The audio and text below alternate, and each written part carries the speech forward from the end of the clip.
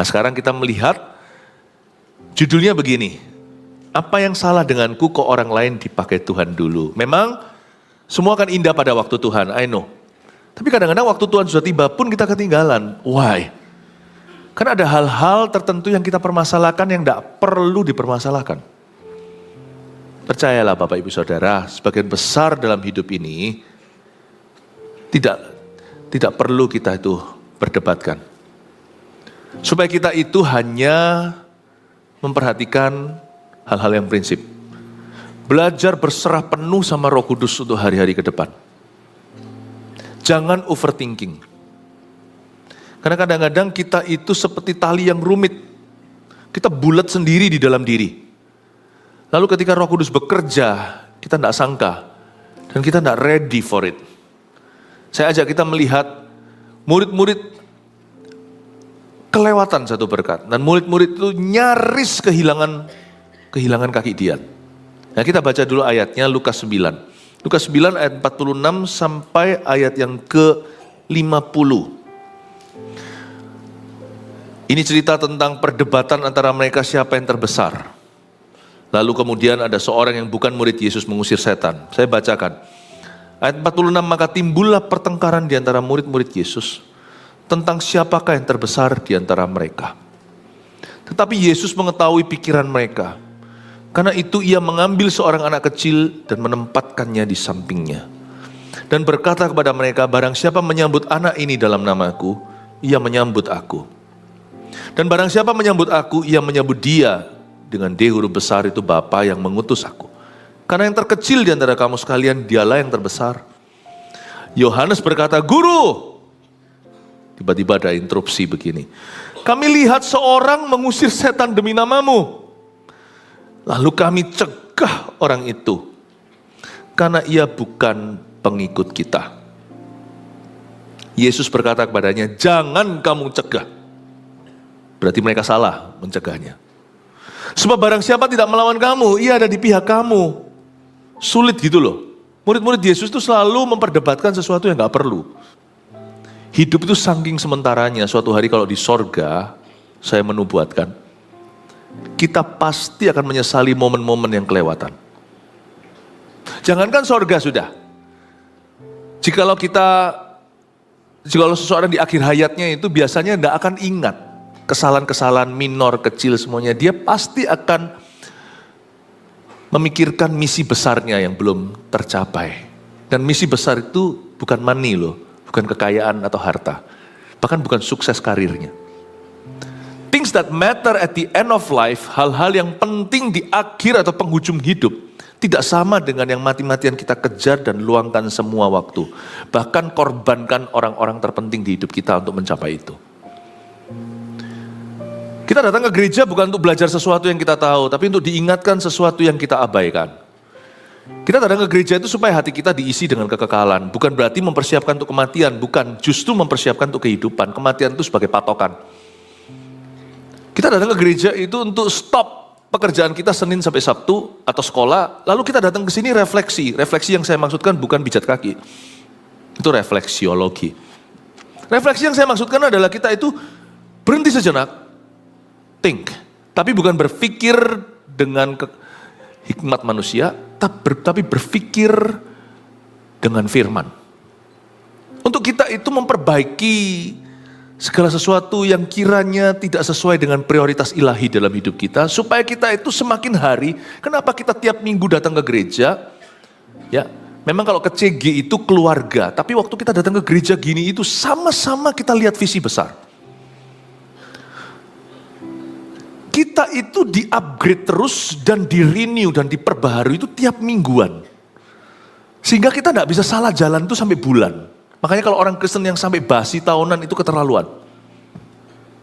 Kita tuh tiap minggu itu ditantang sama Roh Kudus. Lihat mimbar. Supaya kalau kita salah jalan itu langsung diperbaiki minggu depan. Tidak sampai kelewatan. Dengarkan apa yang Roh hendak katakan pada jemaat. Kenapa ya? Ada apa yang salah denganku kok orang lain dipakai dulu? Jangan sampai kita sadar itu setelah berapa bulan ternyata ada berkat-berkat tertentu di hidup kita itu terpaksa dipindah. Karena kita tidak mudeng-mudeng dengan Tuhan, gak ngerti yang Tuhan hendak katakan, gak paham, tidak peka terhadap apa yang Roh Kudus sedang utarakan. Lu salah jalan. Kenapa segala sesuatu kau persoalkan? Demikian pula dalam pernikahan, ada berkat-berkat pernikahan itu yang hilang. Misalnya damai sejahtera. Karena sang pasangan itu seperti Tom and Jerry, ya. Padahal harusnya mereka itu menjadi sepasang sejoli, tapi jadi Tom and Jerry. Yang mereka itu perdebatkan, yang mereka permasalahkan itu yang boten-boten atau yang bukan-bukan. Kalau kita menikah dengan bahagia lalu dua-dua dewasa rohani, coba lihat ya. Pernikahan tahun pertama dengan 10 tahun kemudian itu bedanya di mana? Anggur itu kalau dalam Kristus makin manis. 10 tahun lalu apa yang jadi masalah? Kalau kita dewasa 10 tahun kemudian, itu sama sekali sudah tidak ada masalah karena kita sudah pintar saling ngalah. Karena itu gak prinsip sama sekali. Saya sama istri saya jarang tukaran. Ada, kalau enggak sehat tuh hubungan. Namanya konflik itu perlu ada, harus ada. Mintalah sama Tuhan konflik yang perlu. Boleh gak minta gitu? Boleh kalau Anda sudah menikah. Atau yang akan menikah. Tuhan kasih kami konflik yang perlu. Aku minta konflik yang quality. Yang kualitas. Yang berkualitas, bukan yang sampah. Konflik-konflik yang akan memajukan iman kami kepada Tuhan. Dan yang membuat kami karakternya semakin terbentuk dalam Kristus. Yang membuat kami semakin saling mengerti satu sama lainnya. Yang membuat kami semakin menyatu dalam pernikahan ini. Tapi kadang-kadang Tuhan masih izinkan ada kolesterol ekstra. Kalau saya mikir ya sekarang ya, saya menikah dibanding berapa bapak ibu sini yang sudah menikah 40 tahun, 50 tahun yang tidak ada apa-apa. Saya baru 26.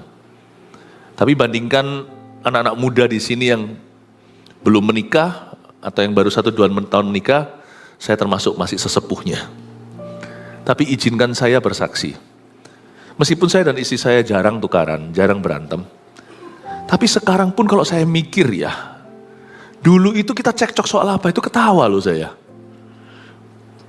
Sama sekali gak perlu gitu loh. Ingat waktu kecil kita rebutan permen sama teman, pikir-pikir sekarang, permen lagi. Tapi untung itu gak keterusan, jadi karakter nanti. Sekarang dulu rebutan permen, sekarang rebutan yang lebih gede. Tapi kalau kita pikir sekarang ya, aduh dulu itu aku berantem sama temen TK aku itu, untuk apa sih? You see, ada hal-hal tertentu yang tidak perlu kau permasalahkan. Mau tahu gak pertengkaran itu dari mana datangnya? Coba kita lihat sekarang apa yang terjadi dulu ayat 46. Maka timbullah pertengkaran di antara murid-murid Yesus. Maka timbullah pertengkaran di antara murid-murid Yesus. Gak usah dibuka. Atau dimunculkan aja multimedia. Saya tidak minta ayat ini tadi tiba-tiba muncul di otak saya. Yakobus 4 ayat 1 dan 2 bunyinya. Multimedia kita hebat. Sembarang sebut apa aja langsung muncul di sini. Isi? Gak percaya. Kasih tepuk tangan untuk mereka. Dari manakah datangnya sengketa? Kalau sengketa kita tahu lah sengketa tanah gitu ya. Tapi anak kecil pun sudah bisa bersengketa. Dari manakah datangnya sengketa dan pertengkaran di antara kamu? Bukankah datangnya dari hawa nafsumu yang saling berjuang di dalam tubuhmu? To be fair, tidak semua pertengkaran itu dua sisi. Satu sisi pun jadi. Kalau damai ada dua sisi. Tapi tengkar itu hanya satu sisi bisa. Anda tidak berbuat apa-apa, orang memusuhi itu bisa terjadi. Anda diam aja, orang bunuh karakter Anda juga bisa. Kita ini jadi public figure malah kenyang. Makanya itu jadi public figure, jadilah yang benar. Doakan ya. Supaya kalau sampai ada orang membenci itu bukan karena kau zolimi. Kadang-kadang kami pun ketemu dengan orang di tempat umum. Gak pernah ketemu saya seumur hidup kok bisa benci setengah mati, itu saya gak tahu dari mana. Apa salahku dalam hidupmu? Karena khotbah saya mungkin. Atau mungkin asumsi. Jadi sebenarnya tengkar itu bisa satu sisi sih. Jadi to be fair ya, kalau ada sesuatu gitu jangan langsung kita pukul rata. Jadilah hakim yang adil. Kalau enggak sekalian jangan jadi pengacara. Jangan sok jadi jaksa penuntut. Belum pelajari materi kok. Itu hanya menunjukkan kebodohan seseorang. Kalau Anda tidak menguasai materi, jangan komentar. Nah, ayat itu munculkan lagi, ayat 1. Dari manakah datangnya sengketa dan pertengkaran di antara kamu? Dari mana datangnya? Bukan datangnya Bukankah datangnya dari hawa nafsumu yang saling berjuang dalam tubuhmu? Nah ini ayat 2 berikutnya. Ayat 2. Ya. Kamu mengingini sesuatu tapi kamu tidak memperolehnya. Biasanya mulai dengan ini, aku kepingin kok. Kenapa kamu gak bisa beri kepada saya? Aku mengingini sesuatu, tapi kamu tidak memperolehnya. Lalu kamu membunuh, kamu iri hati, tapi kamu tidak mencapai tujuanmu alias gak terima hati. Lalu kamu bertengkar, dan kamu berkelahi. Kamu tidak memperoleh apa-apa, karena kamu tidak berdoa. Sesungguhnya banyak pertengkaran itu sifatnya konyol. Mungkin kalau saya pukul rata, dari 100 pertengkaran dalam hidup kita, yang kualitas benar itu mungkin hanyalah 90, mungkin 99, 90 sampai 99. Salah ngomong. Yang kualitas benar untuk jadi alasan pertengkaran itu mungkin cuma 1 sampai 10 dari 100 itu. 90 sampai 99 nggak tentu itu layak diperdebatkan. Paham maksud saya? Jangan bingung ya, saya sendiri juga salah ngomong tadi. Sebagian besar alasan kita berantem itu kalau kita mau sungguh-sungguh serius investigasi, it's not worth it. It's not worth it. Saya pernah duduk semeja dengan sekelompok orang yang salah satunya angkat bicara dan vokal dan menyerang Yesus padahal dia Kristen. Kalau dia bukan Kristen ya, kita bisa tepis dengan kata memang ya sudah, gak usah saling menjelekkan. Tapi dia Kristen di depan orang-orang semuanya dan menuduh Yesus yang bukan-bukan. Lalu setelah itu saya tunggu yang lainnya, Kristen yang lebih dekat sama dia, pemimpinnya lah, gembalanya atau siapa. Ada di situ kan beberapa orang.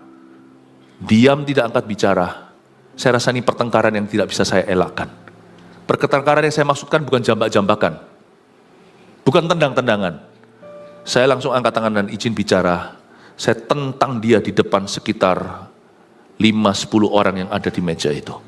Saya berkata, apa yang kau katakan tentang Yesus itu tidak betul. Dia pakai firman, saya pakai firman. Bukan untuk berdebat dan menang.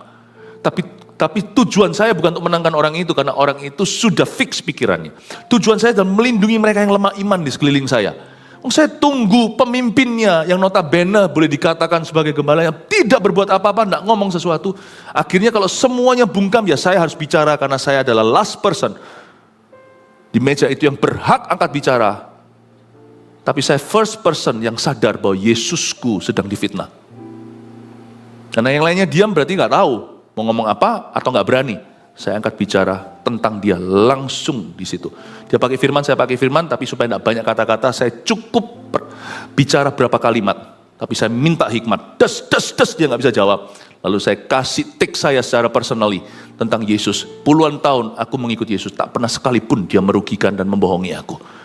Pak, jangan ngomong gitu tentang Yesus, diamlah dia. Pertengkaran tidak bisa kita elakkan. Tapi pertengkaran kita bukan tendang-tendangan. Tidak halalkan segala cara. Itu bukan termasuk pertengkaran di Yakobus pasal 4 ayat 1 tadi. Atau ayat 2. Itu namanya berdiri dan membela iman Kristiani. Tapi pertengkaran di sini adalah pertengkaran yang sifatnya jambak-jambakan, pukul-pukulan, cakar-cakaran. Yang sifatnya semua egosentris hanyalah untuk aku, me, myself, and I. Untuk aku, saya, dan milikku. Ini pertengkaran yang sifatnya kekanak-kanaan yang tidak menyenangkan hati Tuhan. Dan Tuhan tidak ada di dalam perhitungan. Tuhan tidak ada di dalam agendanya. Semua selfish tentang dirinya. Nah, pertengkaran seperti ini, baik dalam pernikahan atau dalam hubungan bisnis, apalagi di dalam hubungan pelayanan atau dalam gereja, tidak dikenan Tuhan. There's no God in it. Tidak ada Allah di dalamnya. Hidup itu terlalu singkat, jangan kau buang untuk perkara-perkara begini. Bapak Ibu, pegang prinsipnya aja, belajar let go sisanya. Kalau itu tidak ada orang dirugikan, kalau Tuhan namanya tidak dipertaruhkan, let go kalau hanya dirimu yang dirugikan. You see, apakah kita mengerti kalau hanya kita dan ego kita, gengsi kita yang disindir, kalau hanya kita yang dirugikan, artinya dirugikan itu, gak apa-apa, cuman makan hati. Let go my friend, your blessings come from God. Berkatmu datang dari Tuhan. Amin Bapak Ibu. Hidup itu jauh lebih tenang. You're doing this not because you're loving your enemy, you're loving your life. Anda lakukan ini bukan karena Anda mengasihi musuh-musuh Anda saja sekalipun itu perintah Allah, tapi Anda melakukan ini karena Anda cinta hidupmu sendiri.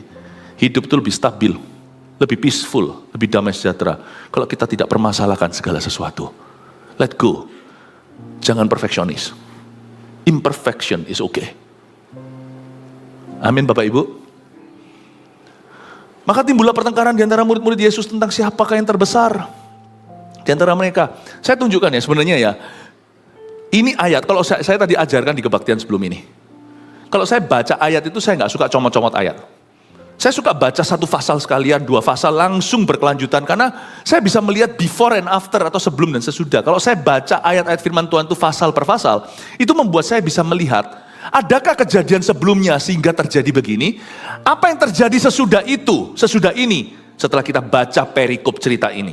Nah, kalau saya baca perdebatan murid-murid tentang siapa terbesar di antara mereka, itu tahu nggak bermula dari ruang doa mereka yang bolong-bolong. Kalau Anda baca di ayat-ayat sebelumnya, Yesus dimuliakan di atas gunung, Yesus itu ajak Petrus, Yohanes, dan Yakobus berdoa. Setelah Yesus ngajar banyak selama 8 hari segala, mereka diajak sembahyang, diajak untuk soaking in God's presence, diajak untuk tidak berbuat apa-apa. Cuman di dalam hadirat Allah mungkin misalnya selama 1 jam, tak sanggupkah kamu berdoa bersama dengan aku sejam saja? Diajak sembahyang, diajak doa, diajak luangkan waktu saat teduh bersama atau secara pribadi masing-masing, diajak untuk soaking, diajak untuk tenggelam dalam hadirat Tuhan, tidak berbuat apa-apa, hanya memuji, menyembah, hanya berdoa, hanya berbahasa lidah misalnya seperti kita hari ini di Perjanjian Baru.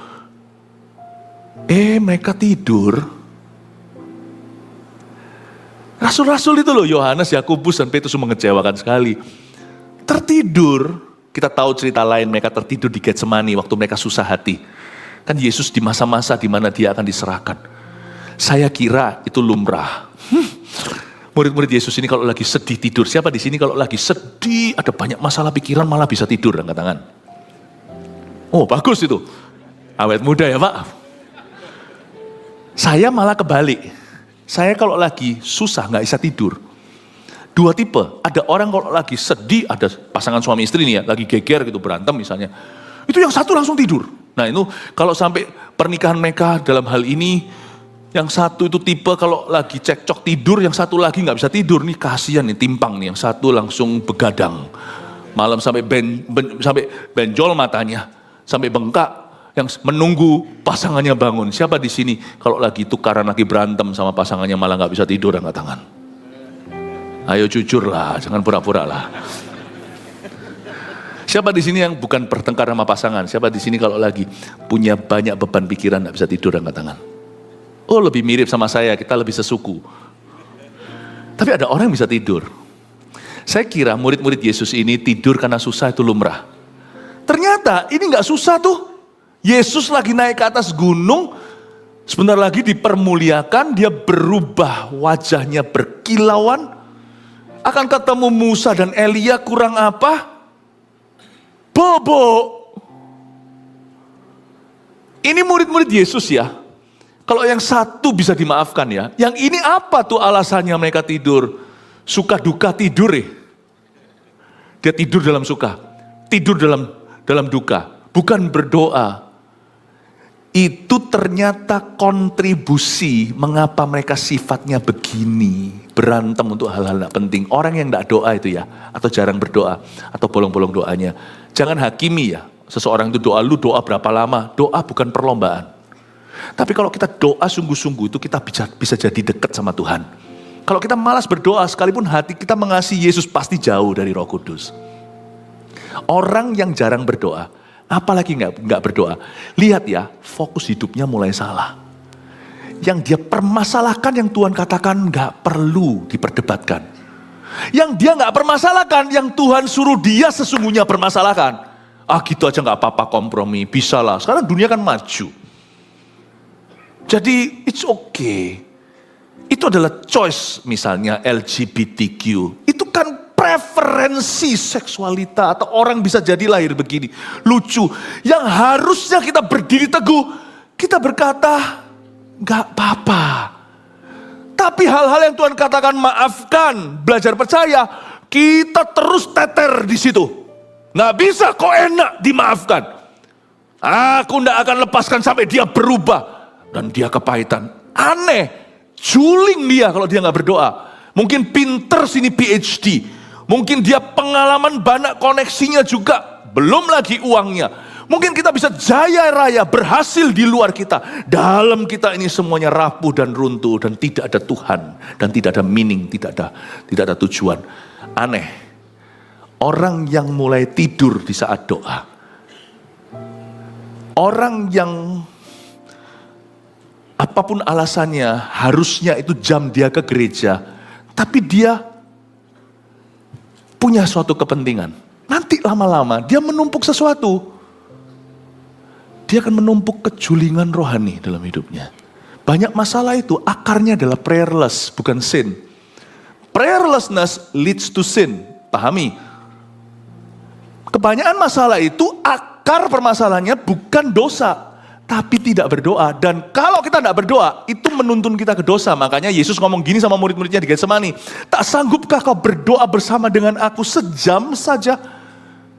Karena dia berkata, Tuhan kasih alasannya, Tuhan itu cengli banget, Tuhan itu sangat-sangat masuk akal. Tuhan kita tuh logis, dia tidak ngawang. Dia berkata, karena rohmu penurut, dagingmu lemah. Berdoalah supaya kau jangan jatuh dalam godaan, dalam pencobaan.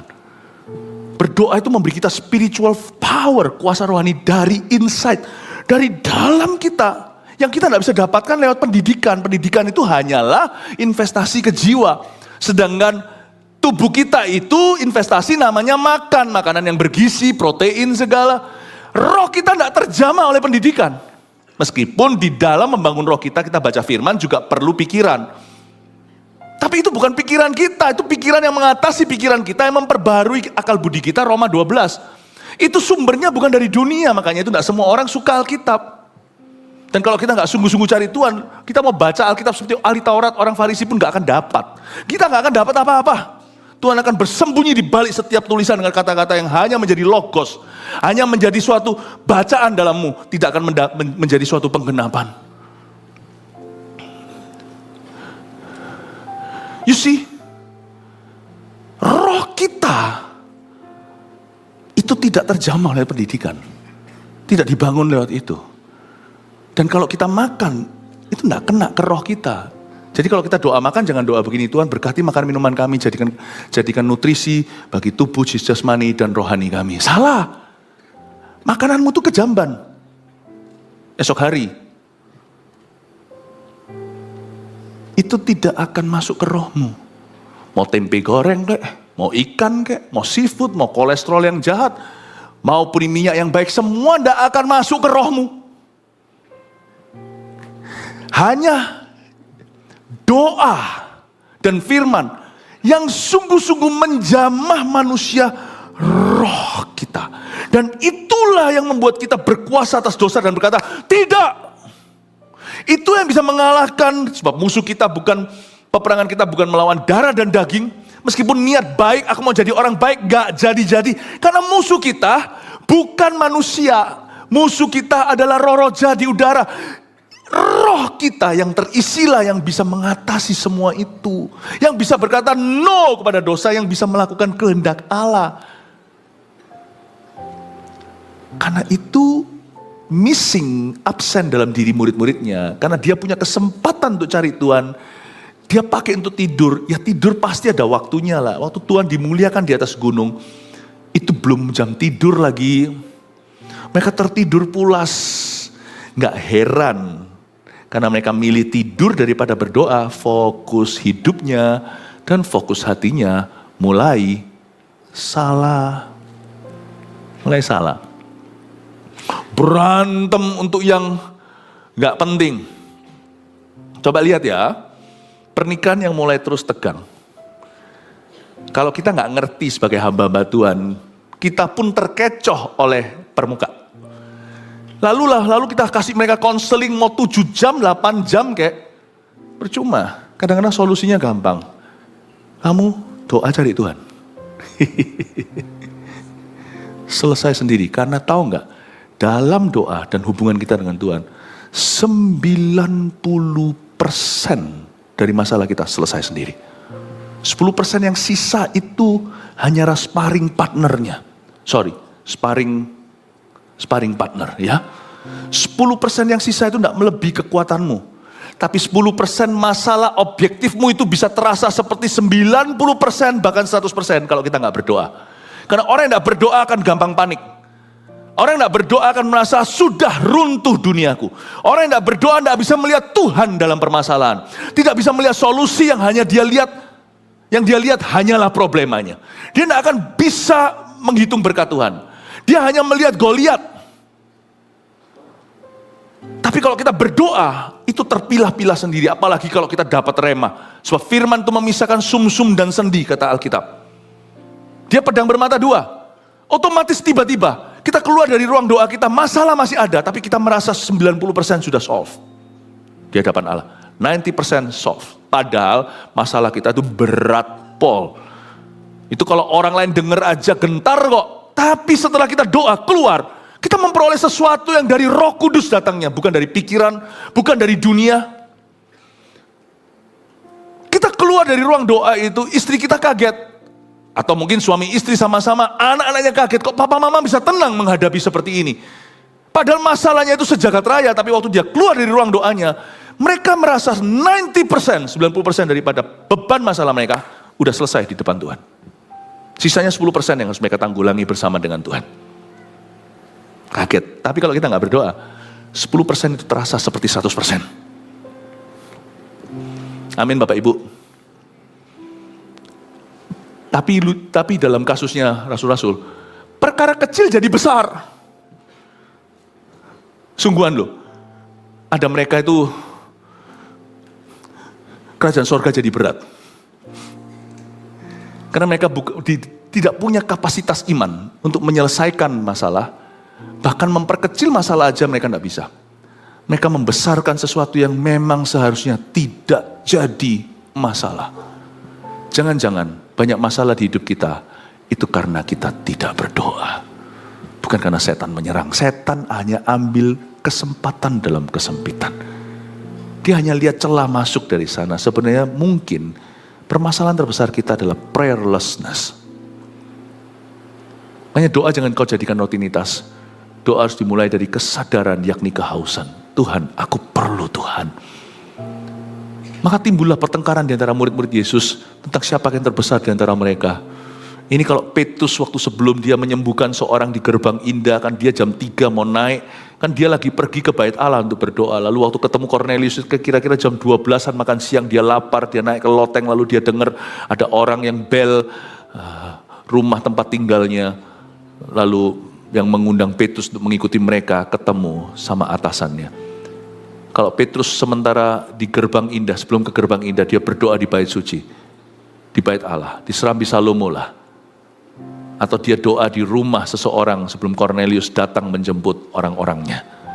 Kalau Petrus mikir ke hari itu, dia berantem sama Yohanes, Yakobus dan kawan-kawannya yang lain. Dia pasti ketawa, how childish I was. Orang kalau berdoa itu ya, sudut pandangnya beda. Di sini, wah. Tapi setelah masuk hadirat Allah, cuma. Di sini, penting ini. Ini hidup dan mati. Sampai di sini, ternyata tidak sebahaya yang kukira. Beda sini, beda sana. Bedanya di sini, tidur atau doa. Itu bedanya di situ. Luar biasa.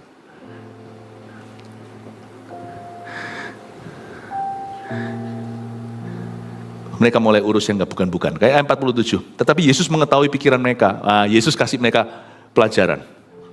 Karena itu yaitu Yesus mengambil seorang anak kecil dan menempatkannya di sampingnya.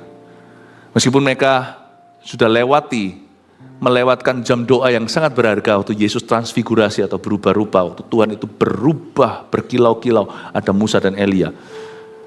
Meskipun lewat, tapi Yesus ingatkan. Tuhan tetap punya tujuan tertinggi dalam hidup mereka. Mereka goyang silahkan, tapi jangan mereka meninggalkan prinsip-prinsip itu. Dan Yesus berkata kepada mereka ayat 48, barang siapa menyambut anak ini dalam nama aku, ia menyambut aku. Dan barang siapa menyambut aku, ia menyambut dia yang mengutus aku. Karena yang terkecil di antara kamu sekalian, dialah yang terbesar. Yesus ambil anak kecil. Konteksnya sekarang bukan tentang anak-anak. Tapi saya ingin Anda melihat gambar besar. Waktu murid-murid sedang cekcok yang gak perlu, cekcok yang gak penting di antara mereka, Yesus ambil seorang anak kecil untuk melambangkan jiwa-jiwa. Karena dari antara jiwa-jiwa yang rindu sekali Yesus menangkan agar mereka masuk dalam kerajaan sorga, itu adalah anak-anak kecil yang murni hatinya. Yesus bawa anak-anak itu ditaruh di tengah-tengah, di antara mereka. Yesus mengambil seorang anak kecil dan menempatkannya, perhatikan kalimat ini, di sampingnya. Anak itu ditaruh di sampingnya. Ini suatu prinsip yang luar biasa. Kita tidak akan pernah kelewatan berkat utama. Kita tidak pernah akan dilewatkan dengan yang namanya momentum Tuhan. Kita tidak akan pernah kedapatan luput dari rencana Allah yang terbaik jikalau penglihatan ini tetap di depan. Kalau kita tidak pernah mengalihkan perhatian, mata kita fokus ke satu titik itu, yaitu Yesus dan jiwa. Jiwa-jiwa itu, anak kecil itu diletakkan oleh Yesus di sampingnya. Kasihilah Tuhan Allahmu dengan segenap hatimu, perintah utama. Dan perintah yang sama penting dengan itu, kasihilah sesamamu manusia seperti dirimu sendiri. Dan tidak ada kasih, Yohanes 15, yang lebih besar daripada ini, daripada orang yang menyerahkan nyawanya bagi sahabatnya. Aku mengutusmu supaya kamu supaya kamu berbuah dan buahmu itu lebat. Bukan kamu memilih aku yang memilihmu agar kamu pergi dan menghasilkan buah-buah yang kekal itu. Kasih itu bisa diamalkan segala cara. Kasih tertinggi adalah tidak membiarkan seorang jiwa pun binasa. Makanya penginjilan itu adalah manifestasi kasih tertinggi. Orang bilang kasih tertinggi itu kasih roti orang lapar, itu iya. Kita jangan kasih mereka doktrin, pengajaran, kalau perut mereka lapar ya harus kasih makan. Kalau ada orang geger otak di jalan, masa kita langsung ajari dia MSJ1? Bawa dulu ke UGD, jangan asal digendong, itu bahaya, biarkan nanti medis datang, telepon ambulans.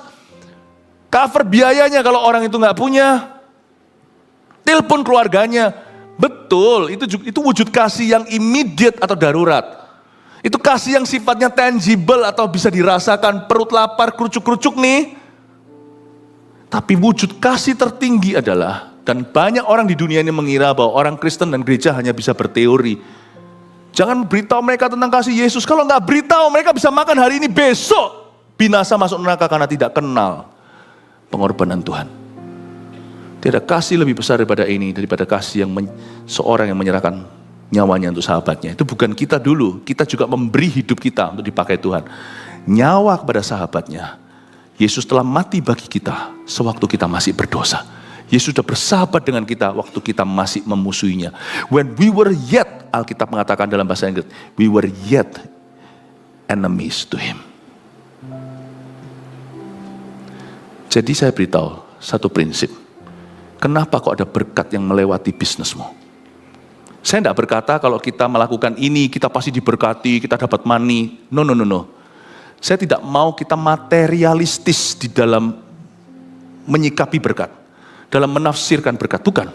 Tapi kenapa Tuhan tidak jadi menggandengmu? Kenapa kita kok gagal jadi mitra Allah? Hidup kita itu banyak missing link, ada missing episodenya, episode yang hilang. Why Tuhan seolah-olah kok tidak libatkan kita tidak masuk dalam momentum ilahi. Momentum ilahi itu bisa berakhir karena kita mencari kerajaan Allah dulu, segala sesuatu ditambahkan, bisa saja terjadi berkat materi. Tapi itu berkat semuanya hanyalah bonusnya, itu bukan utamanya. Utamanya adalah trust. Yesus mempercayai pekerjaanku. Yesus mempercayai keluargaku. Kenapa kita kok sering kali dilewati? You want to know why? Your focus is not there. Fokus hidupmu, fokus kerja, kita bekerja setiap hari, fokus pelayanan, fokus ministry kita itu tidak pernah Yesus dan jiwa-jiwa. Kalau fokusmu itu, percayalah, dalam segala kondisi, segala musim kehidupan, Anda akan selalu jadi pilihan ke satu Tuhan. Saya beritahu ya, yang dipilih Tuhan bukan orang kaya, orang miskin, bukan. Orang mampu, bukan. Yang dipilih Tuhan itu orang yang punya ini sebagai visi utamanya. Kenapa kok aku dilewati ya? Kenapa kok keluargaku itu selalu kelewatan? Selalu kalau ada sesuatu yang bagus dari Yesus, sesuatu goncangan seperti kolam Bethesda, sesuatu sifatnya kebangunan rohani, sesuatu yang sifatnya mendatangkan kerajaan Allah, sesuatu yang sifatnya momentum yang membawa kita semua itu seperti maju dalam akselerasi ilahi. Ini saya tahu ini bukan manusia, ini Allah yang membangun rumah, sia-sialah orang membangunnya kalau bukan Tuhan yang membangun. Kenapa kok aku tuh tidak digandeng sama Tuhan? Kenapa kok aku taunya itu belakangan? Kenapa setelah tahu, aduh, nggak tahu. Setiap kali itu terlewatkan mau salahkan siapa? Loh kok gak ada orang yang ngomong sama aku? Semua orang masuk ke kolam Bethesda itu, aku gak ada yang gendong ke situ. Nanti setelah sudah gak ada kursi baru berkata, loh telat aku. Lalu setelah itu berkata, loh kok aku gak tahu ada acara itu. Selalu begitu, orang-orang yang selalu too late, orang-orang yang selalu regretful, yang selalu menyesal. Kenapa ya aku kok terus dilewatkan? Gampang.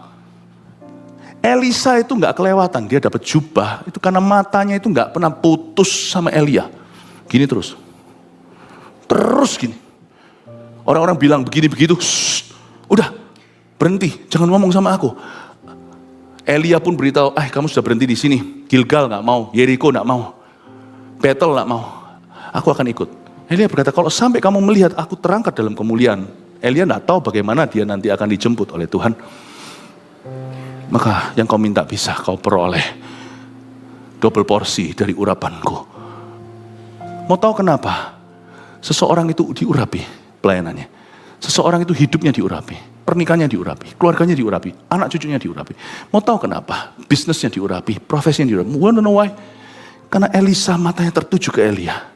Kalau kita selalu dalam segala perkara yang kita lakukan dan kerjakan dalam hidup ini, mau yang besar maupun yang kecil, di gereja maupun di marketplace, di luar sana, kalau mata kita tertuju ke Yesus dan anak kecil di sebelahnya, kalau kita terus lihat Tuhan dan jiwa-jiwa Yesus di sampingnya, apapun yang kau lakukan, dibuatnya berhasil. Mazmur 1. Sekali lagi, jangan kau tafsirkan secara materialistis dulu. Apapun yang kau lakukan, pasti berhasil. Karena fokusmu adalah Yesus dan jiwa. Saya yakin Anda tidak akan pernah ngomong begini, apa yang salah dengan aku ya? Kok kali ini aku dilewati lagi? Kenapa orang lain dipakai Tuhan dulu? Dan kapan aku akan benar-benar mengalami campur tangan Tuhan di hidup? Kayaknya hidupku itu sepi, ramai segala sesuatu tapi sepi Yesus Kristus. Rasanya Tuhan itu tidak mau buat cerita sama saya. Why ya? Ya karena fokusmu setengah-setengah fokus kita. Kalau fokus kita itu adalah Yesus, waktu Yesus ngomong sama murid-muridnya ini sebenarnya adalah templakan loh. Sebenarnya adalah suatu teguran buat mereka. Sementara mereka debat, Yesus bawa anak kecil taruh di tengah. Hello. Yesus ngomong gitu pun gak didengar karena mereka asiknya lagi hot-hotnya berdebat. Mereka lagi cekcok. Bayangin itu 12 itu ke arah mana aja semua jarum jam. Yesus mungkin berkata, quiet. Yesus gak peduli untuk menenangkan mereka dulu. Yesus bawa anak kecil ke tengah lalu mereka bingung. Apa ini? Kok Yesus tidak terpengaruh dengan pertengkaran mereka? Yesus berkata, siapa yang menyambut anak ini? Dia menyambut aku. Langsung seperti kepala mereka digebuk sesuatu. Sadar, oh iya. Kenapa kita fokus satu dengan yang lainnya? Siapa lebih besar? Atau fokus ke diri sendiri? Loh, how about me? Fokus kita itu ada di depan loh. Jesus and a little soul. Yesus dan anak kecil ini. Yesus dan satu jiwa ini. Yang paling gak berarti bagi dunia. Yang disamakan dengan burung pipit di udara, gak bisa kontribusi dan sumbangsi.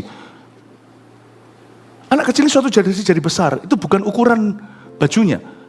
Tapi nilai jiwanya, harga soulnya. Yesus bawa ke tengah. Guys, semua noleh. Loh, kenapa Tuhan kok ada anak kecil di sebelah? Kapan anak itu ada? Ya waktu kamu lagi berantem, lagi cakar-cakaran itu aku bawa anak ini ke sini, nggak tahu kan? Siapa menyambut anak ini? Dia sambut aku. Siapa sambut aku? Sambut Bapakku yang mengutus aku. Langsung quiet down pertengkaran mereka. Fokusnya cuma ini. Sementara kalian berantem, something else happen. Tahu apa yang terjadi sementara mereka berantem? Kita lanjutkan. Ini menarik sekali. Ayat 49. Lalu Yohanes berkata, nggak ada hubungannya dengan cerita sebelumnya. Guru, kami lihat seorang mengusir setan demi namamu. Lalu celakanya, lalu kami cegah orang itu. Biasalah, a prayerless man pasti salah reaksi. Selalu responnya itu tidak pernah timely dalam bahasa Inggrisnya. Tidak pernah tepat waktu, tepat tempat, tidak pernah. Orang yang berdoa itu mungkin tidak tahu segala sesuatu, mungkin masalahnya masih ada. Tapi dia akan selalu in step dengan Tuhan. Dia akan selalu in step.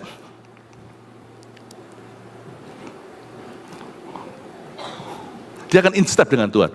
Dia tidak akan pernah tiba-tiba silang kaki dengan Roh Kudus. Itu cuma satu bedanya. Mungkin dia tetap jalan pelan-pelan. Tetap jalan dalam permasalahan dan persoalan. Tetapi dia tidak akan pernah salah kaki, salah langkah. Karena Yesus menentukan langkahnya. Manusia bisa pikirkan jalannya. Kita kalau dalam masalah mau nggak ada orang yang 100% bisa berserah percaya. Nggak mikir lagi. Mungkin kita dicegah dari overthinking karena firman itu kuat. Tetapi pasti kita ada pikiran. Kita bisa memikirkan jalan. Tapi Tuhan akan menentukan langkahnya. Pasti dia akan in step dengan Tuhan. Dia bisa cacah dengan Tuhan. Muter pun, dibawa jalan muter pun. Nanti kaki kiri sama kaki kiri, kaki kanan sama kaki kanan. Nggak bisa ya. Kalau orang berhadapan-hadapan kan kirinya dia kanan, kanannya kiri. Nggak pernah silang kaki dengan Tuhan Yesus. Tapi orang kalau tidak sungguh-sungguh mencari wajah Allah, orang itu pasti akan tersandung sama kakinya sendiri. Dan kadang-kadang tersandung sama kakinya Tuhan. Sehingga dia nggak ngerti. Padahal Tuhan kau ganti, Tuhan jadi Tuhantu.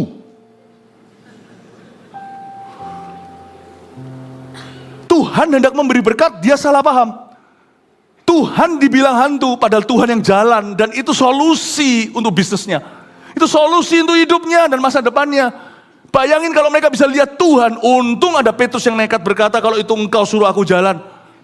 Karena setelah Tuhan naik ke perahu itu mereka sampai ke daratan, langsung sampai ke daratan. The blessing of arrival namanya.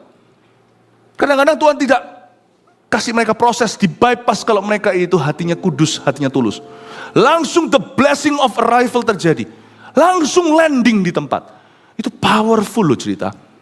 Kalau mereka lihat itu, untung loh. Kalau enggak mereka itu kira Tuhan tuh, untung Tuhan gak ditengging. Bayangin mereka keterlaluan kalau mereka menengking Yesus pakai nama Yesus. Saya rasa ada banyak di antara kita, karena kita tidak in step dengan Tuhan. Padahal Tuhan datang kau kira, itu kutukan. Ada berkat-berkat in disguise yang tidak pernah kau pecahkan passcode-nya. Ada berkat-berkat terselubung yang tidak pernah kau lihat. Sehingga kita kehilangan momentum. Lalu kita nanti terakhir tinggal tanya, loh kenapa orang lain diberkati aku tidak? Kenapa orang lain dipakai dulu, aku enggak? Mau salahkan siapa dong? Coba kita lihat. Yohanes berkata, Guru, kami lihat seorang mengusir setan demi namamu. Ya, gini loh, while you were sleeping, sewaktu kamu berdebat, kaki dianmu barusan kupindahkan. Ini hebat ya. Sementara lu orang berantem, atau sementara kalian tidur, berkatmu sudah pindah ke situ. Kadang-kadang kita itu salahkan orang lain kenapa mereka diberkati. Dan kita tuding Tuhan kalau kita berani. Kita berkata, you gak adil. Kita lupa untuk evaluasi, introspeksi. Kenapa ada pelayanan tertentu diberkati dan gereja tertentu diberkati? Ada gereja tertentu dan pelayanan tertentu turun. Paling-paling kita terakhirnya hanya salahkan orang lain. Misalnya kita bisa ngomong sama orang lain, misalnya kita pelayanan A, itu pelayanan B. Oh pelayanan B, tarik-tarik memberku. Really? While you are, waktu kita yang di pelayanan A, ngurusi yang bahasa Ibraninya boten-boten, yang bukan-bukan, ada banyak yang dipindahkan. Tiba-tiba seorang yang bukan murid Yesus, mengusir setan. Kitanya powerless karena prayerless, kita tidak punya kuasa, tiba-tiba orang lain berkuasa, tiba-tiba orang lain bertumbuh, tiba-tiba pelayanan lain berbuah. Sementara kita berantem. Dunia bisnis juga sama, intern terus gak mari-mari, gak selesai-selesai. Anda kaget tiba-tiba, muncullah yang namanya cek toko sebelah. Toko sebelah kok bisa begitu? Wah, kita mulai sebagai sour loser, tahu sour loser? itu roh pecundang. Kita menjadi seorang yang masem, yang kecut hati. Namun kita tidak berani mengakui kesalahan sendiri. Siapa dong yang harus disalahkan? Kita salahkan orang lain. Itu adalah cara paling gampang kalau orang boxing itu punching below the belt. Itu namanya menghantam rival kita di bawah sabuknya. Itu bisa diambil angka loh sama referee. Bisa, langsung orangnya kesakitan. Paling gampang adalah pukul aja di bawah. Bam. Bilang aja, sebelah sana pakai santet itu, bukan pakai santet, sorry, pakai apa? Pakai guna-guna. Ya mungkin ada, tapi bisa gimana sih? Yang namanya perusahaan-perusahaan paling gede di dunia nggak tentu pakai guna-guna. Coba kita harus mawas diri introspeksi. Baik itu dari mobil listrik kayak. Jangan sampai, kita harus introspeksi, evaluasi. Antara perusahaan-perusahaan gigantic, perusahaan-perusahaan raksasa di dunia. Mau yang IT, mau yang apa. Sementara di dalam terjadi kericuhan, jangan heran negara lain akan mendahulimu.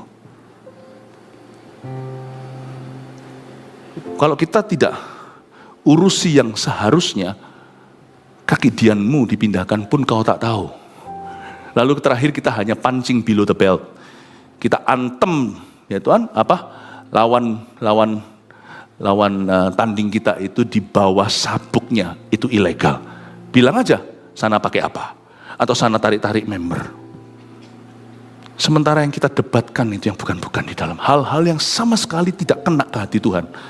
Hati-hati yang sama, hal-hal yang sama sekali kalau Anda dalam bisnis itu tidak akan meningkatkan servismu, tidak akan meningkatkan kualitas produkmu, dan itu tidak akan membawa lebih baik brand image-mu. Kalau dalam ministry juga sama sekali tidak mempedulikan kesehatan rohani, pertumbuhan, kedewasaan iman.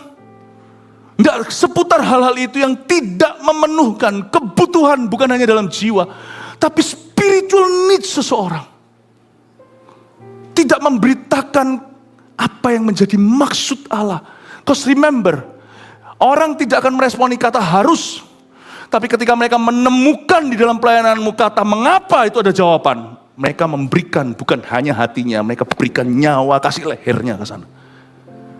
That's what I do in our ministry dalam pelayanan ini. Kasih lehernya semuanya ke situ. Karena saya percaya jemaat itu worth it.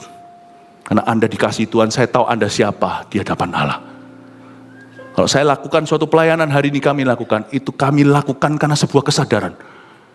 Bukan karena kami lakukan sebagai suatu keharusan, tapi sebagai suatu kehausan dan panggilan.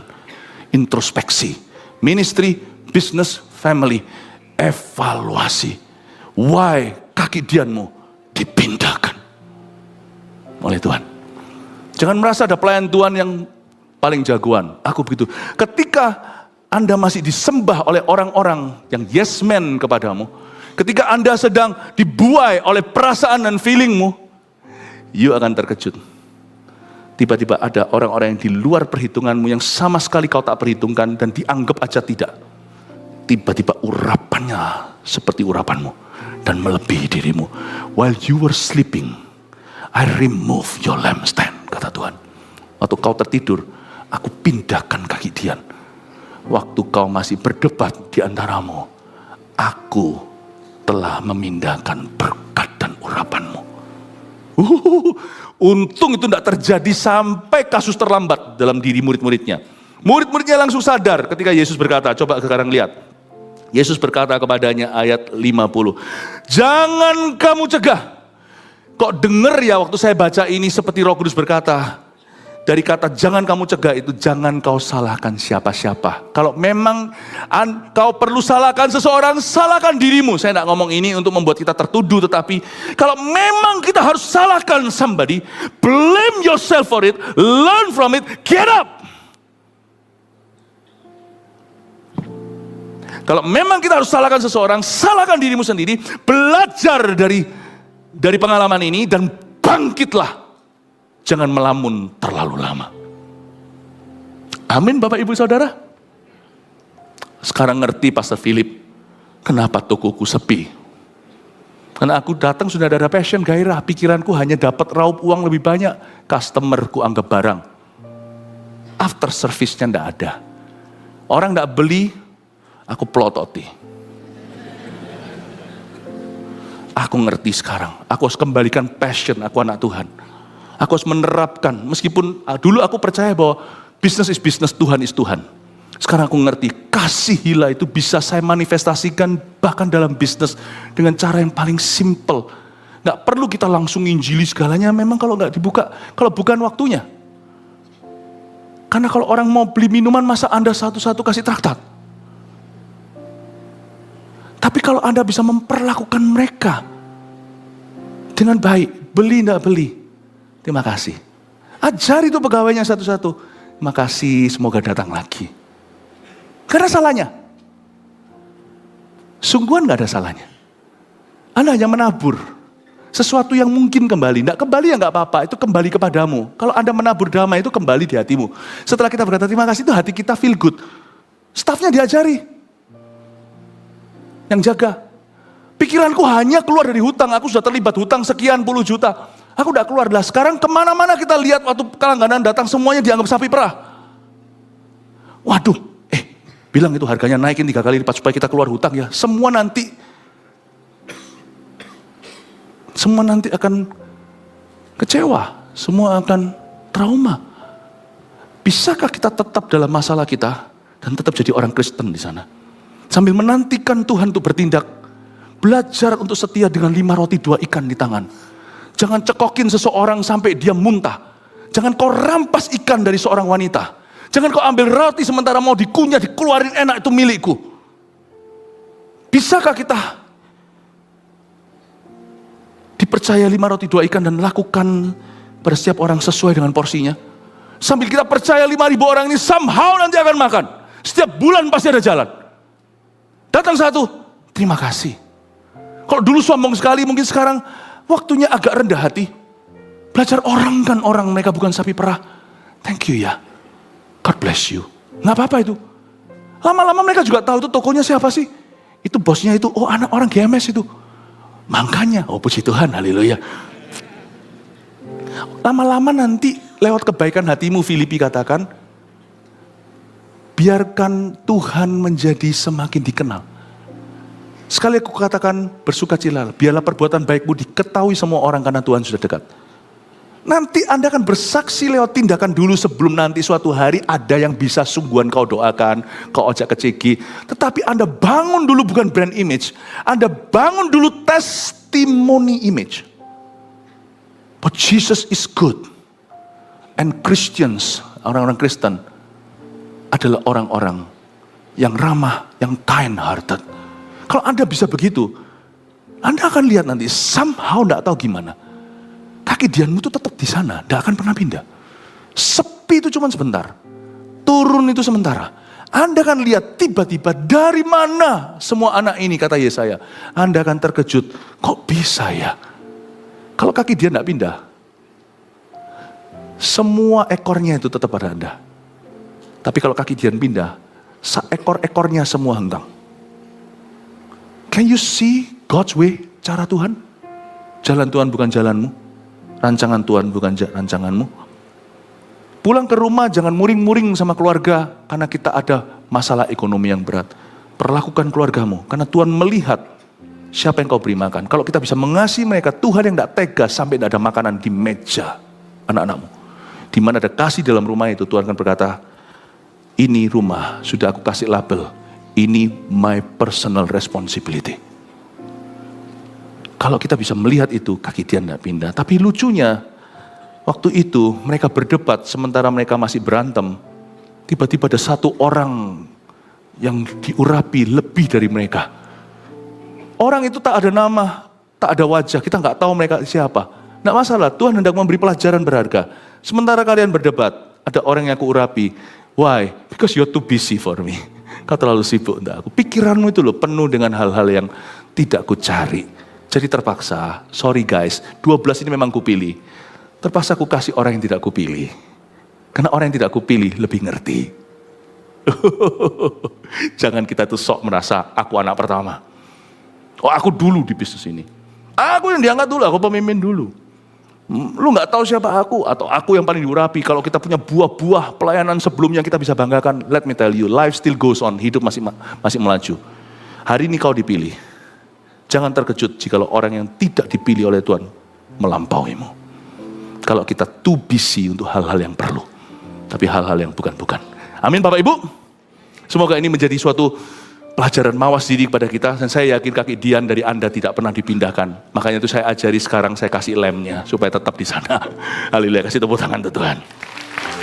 Udah, saya selesai dengan 3 ini. Poin ini untuk mengingatkan Anda apa yang saya barusan jabarkan. Nomor 1, memilih tidur daripada berdoa. Fokus hidup dan hati jadi salah. Nah, jangan sampai salahkan siapa-siapa. Kalau memang perlu salahkan seseorang, coba introspeksi diri, apa yang salah denganku ya? Kok orang lain diberkati, kok aku yang dulu menjadi terkemudian, kok orang lain dipakai Tuhan dulu. Gini, milih tidur soalnya. Nggak cari Tuhan sungguh-sungguh, sama firman galinya itu asal-asalan. Atau doa itu ya sebegitulah, hanya rutinitas. No, milih tidur daripada berdoa, fokus hidup dan hati jadi salah. 2, ini dia, ini yang positifnya. Fokus, ini jadikan prinsip ya, udah jadiin prinsip, sudah, ini jadi prinsip. Kalau jadikan ini prinsip, sudah gak akan jauh. Apa-apa Anda akan jadi pilihan pertama, sudah, saya beritahu ini, tolong jangan beritahu siapa-siapa, saya yang bocorkan ini, oke? Fokus pada Yesus dan jiwa-jiwa, udah itu aja. Selalu berujung pada pemakaian Allah. Keluargamu, pekerjaanmu, selalu ujungnya itu. Kalau fokusnya ini, ujungnya selalu itu. Apapun makanannya, ini minumnya. Orang lama tahu itu ya, reklame kan ya. Apapun juga pekerjaanmu, asal yang halal ya. Oh kalau gitu berarti judi juga termasuk, enggak. Pelacuran, human trafficking, enggak. Asal sesuatu yang baik dan benar, kalau kita fokus pada Yesus bukan hanya profesi, tapi apapun dalam hidup kita, bidang, apapun aspek hidup kita, kalau kita itu fokusnya ke Yesus dan jiwa-jiwa, sudah ini alamat tepat. Nggak bisa jatuh jauh dari pohonnya itu buah. Itu selalu berujung pada pemakaian Allah. Sungguhan, ini menjadi prinsip hidup saya yang utama. Just focus on Jesus and souls, the souls of men. Saya kapanpun melakukan apapun juga bidang-bidang yang ditekuni, selalu ini pangkalnya. Saya tahu ujungnya apa. Simple ya. Kenapa kita tidak melihat hasil yang memuaskan? Bahannya salah. Fokus itu bahan materinya. Kalau bahannya itu asli, buahnya pun beda. Ini berujung pada pemakaian Allah. 3, urusi yang bukan-bukan. Ini peringatan ini. Berkat dan kegiatan malah dipindahkan. When you are sleeping. When you are fighting. Atau kau berantem, dipindahkan. Anda akan terkejut. Anak-anak kita brilian. Wah brilian, tapi kita itu suami istri berantem melulu. Dikit-dikit berantem, dikit-dikit ya nggak perlu gitu. Dikit-dikit semua diungkit, semua dipermasalahkan. Lah sampai kapan? Begitu kan bunuh diri toh, bukan bunuh diri secara jasmani, itu bunuh emosi sendiri. Dikit-dikit, nanti tiba-tiba Anda terkejut. Anak Anda yang dulunya brilian, tiba-tiba nilai sekolahnya anjlok. Anak Anda dulu yang jenius, yang semua ceria tiba-tiba cemberut. Tiba-tiba jadi orang yang murung, bahkan terkesan seperti depresi. Kok bisa ya? Anda akan kaget, ini yang paling gak enak. Dalam hidup ini ada cubitan-cubitan yang akan membuat kita sadar, tapi sadar terlalu terlambat. Sedangkan Anda lihat, tetangga Anda, anaknya biasa. Sekolahnya beasiswa dan jadi orang yang hebat. Satu dulu, bukan berarti kita tidak happy untuk berkat orang, enggak. Tapi kalau berkat itu karena sesuatu dipindahkan dari kita akan sakit. Setiap orang itu ada berkat sendiri, tapi Anda lihat, fenomena yang dahulu terjadi dalam keluarga Anda sebelum segala sesuatu diungkit ke permukaan, segala sesuatu itu dijadikan permasalahan, Anda mulai lihat manifestasi itu pada diri orang lain. Dan Anda lihat keluarga Anda mulai mundur teratur. Padam. Anda kan kaget, loh kok bisa? By the way, saya sudah khotbahkan, sementara kita mengurusi yang bukan-bukan, kaki Dian itu sudah dipindahkan. Sadarnya agak dikit telat. Jangan sampai nunggu terlambat. Sekarang waktunya sadar, waktu Tuhan bilang sama mereka, jangan kamu cegah, kamu jangan salahkan siapa-siapa. Mereka sadar. Makanya itu nanti ada cerita bagaimana rasul-rasul dipakai sampai ujung bumi. Bukan hanya mengusir setan, membangkitkan orang mati. Sekarang belum terlambat untuk kita sadar kalau kita salah jalan. Sekarang waktunya kita benar-benar bangun hubungan dengan Tuhan. Ya, dan hati-hati apa yang kita permasalahkan. Sebab hidup terlalu singkat, hidup terlalu berharga. Hidup bukan untuk menang debat. Hidup adalah untuk membangun sesuatu dengan Tuhan Yesus. Hidup adalah untuk berbuah terus. Amin Bapak Ibu. Oke, 3 ini difoto silakan. Yang diberkati Tuhan katakan amin. Haleluya, kasih tepuk tangan untuk Tuhan Yesus. Mari kita semua bangkit berdiri.